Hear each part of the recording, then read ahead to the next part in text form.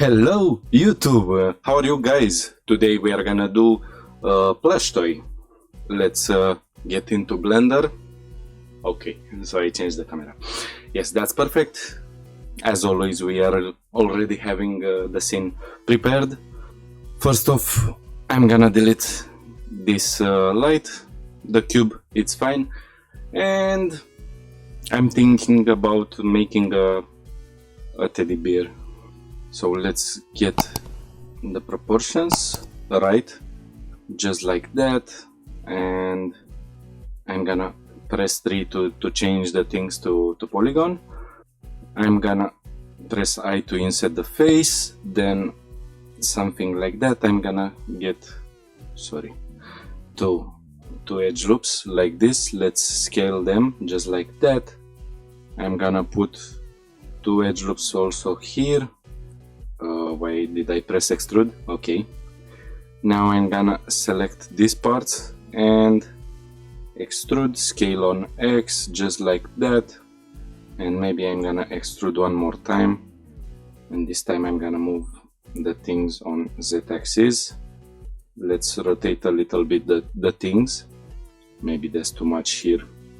Something like that. And let's also get an edge loop in the middle. And I'm gonna extrude the legs one by one, so they are gonna be separated. Something like that, nothing too complicated. Let's put a subdivide modifier.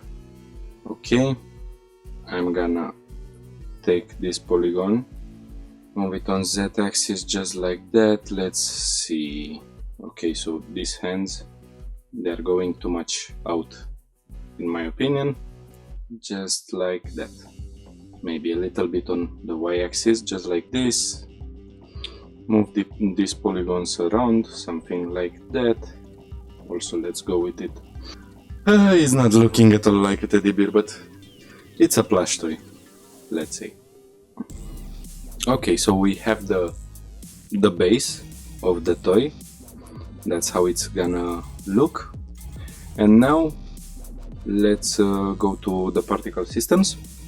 And I'm gonna add a particle system, and that's gonna have a hair, not an emitter, but a hair system, just like that. Let's see how long we want the hair strands to be. This looks fine. Let's go with 10,000, so we can see better what's happening here. Something like that. I'm gonna go to children and interpolate. Let's go to roughness. I'm gonna change some of the things here, just like that. Let's also put some randomness into them. Now I guess that's going too much out, so I'm gonna get them even lower, just like this. And now we have hair. But let's say we do not want hair particles in some portions. How we can do that? It's by, let me first off get into edit mode. I'm gonna select this polygon here, and that's all. Let's say this part is not gonna have any hair particles. I'm gonna click invert, then I'm gonna go here into mesh data, object data, and click the plus button to the vertex group and hit assign. What that done? For the moment nothing changed, but if we are going back and I go to vertex group, here into the density group, I can put that group that we just created, and now we are not having hair particles around here. So that's perfect. Now, even more that we can do, it's to play a little bit with the hair, because for the moment it's going straight outside, it's not having any change into how it's positioned. So let me play with the radius and the strength.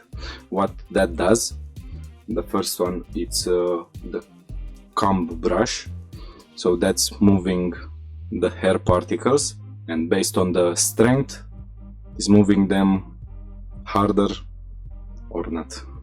And the radius is the radius of the brush. And now let's move some of the particles around here, just like that. Let's say these particles are gonna be like this, just something like that, just moving them randomly, like that. Okay, going back, now we can see some changes into the hair strands. And also, maybe if we go for clamping, we can give them this kind of a look, so they are gonna pair into groups. But if we are going with a value of 1, that's a little bit too much, so we can go for, let's say, 0.4 should be fine. This looks good. Let's also change some settings into the render as always. So we are going for cycles, GPU. Let's put an environment texture, and now we can take a look at what we have. So for the moment everything is white pretty much, because that's the material. But we need to change some things, like principal BSDF is not gonna help us with hair particles. Instead we are gonna go for principled hair BSDF. Now that's how it's looking. This material, it's better for hair shading. I'm gonna go here into the shading tab. Let's enable render, just like that. So that's the first color that we are starting up with, and we are gonna change some things into the color. First off, I'm gonna go to input, then curves info, and we can take a look to them. If we are going to intercept, that's gonna take the value from right where the hair strand is starting until the end of it. So it's like giving a gradient to the hair strand, and that's good.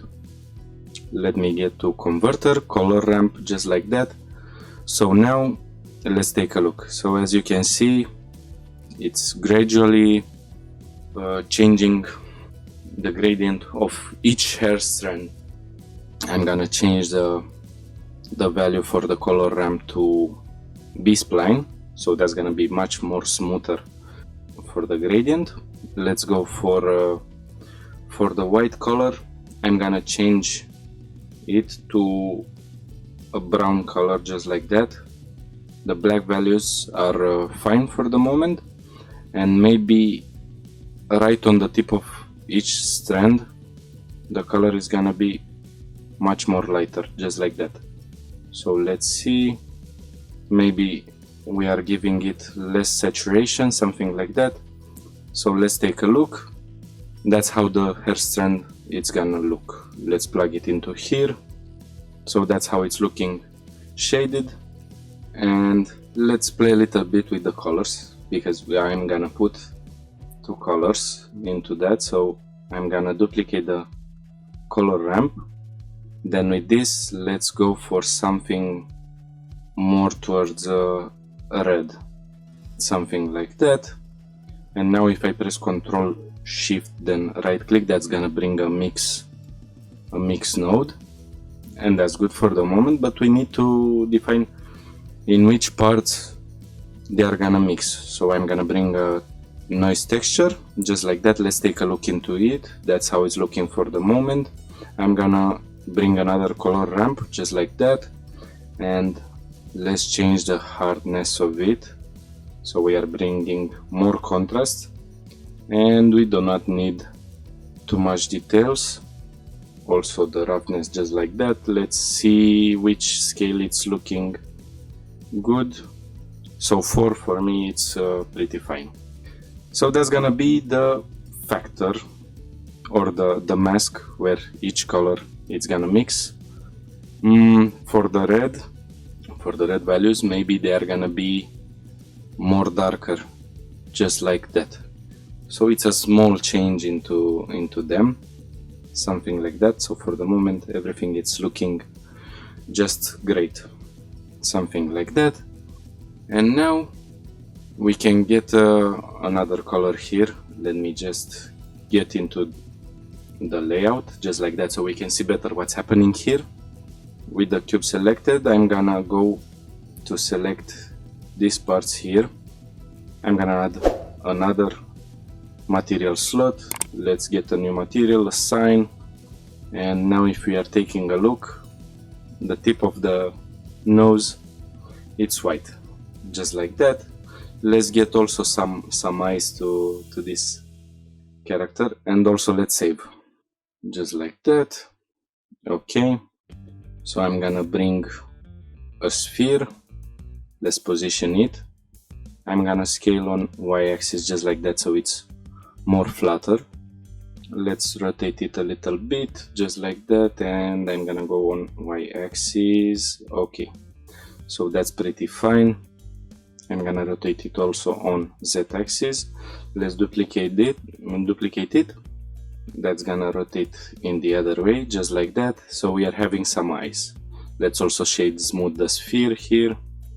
And now we are having also hair strands here. So the other thing that we can do, it's by selecting the cut tool, the scissors, we can take out the hair strands here. So now we can take a look. Let's see. Still we are having some hair strands around this area, just like that.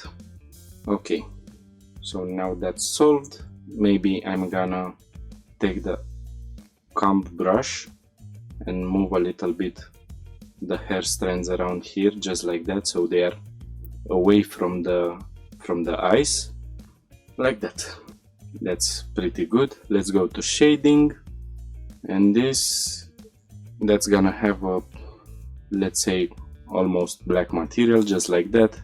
Roughness 0.2 should be fine.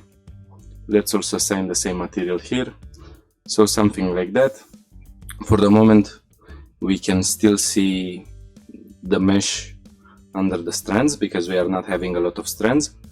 But if we are taking a look here from the children, display amount is set to 10. So from the 10,000 strands that we are having, it's multiplying them 10 times. But in the render output, that's gonna be 100. So much more strands. Let me render and we can take a look at what we've done. First off, let's position the camera, something like that. Also, I'm gonna change some things because for the moment we still have the transparent background. I can duplicate the background here. I'm gonna add a mix shader, input, light path, it's camera ray, and that's gonna help me. Let's see.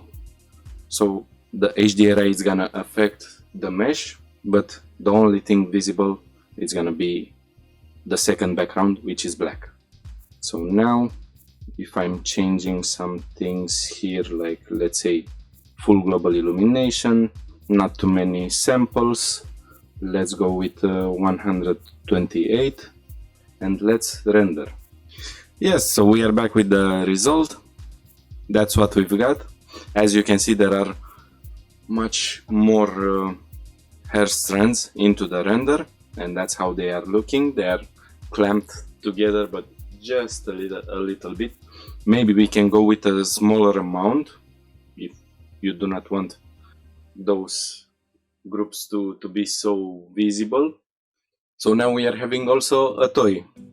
It's not looking so much as a teddy bear, but not the mesh that was an important part, but how we are doing the hair, just like that. So hope you enjoyed the tutorial, and I will appreciate so much if you are leaving me a like, subscribe to the channel, and guys, comment if you have any questions. As you may know, I have a Patreon page where if you subscribe, you are gonna be able to see the videos much more earlier, and you can download also the project files that I'm doing, and your name is gonna be in the video. Thank you for watching. Bye.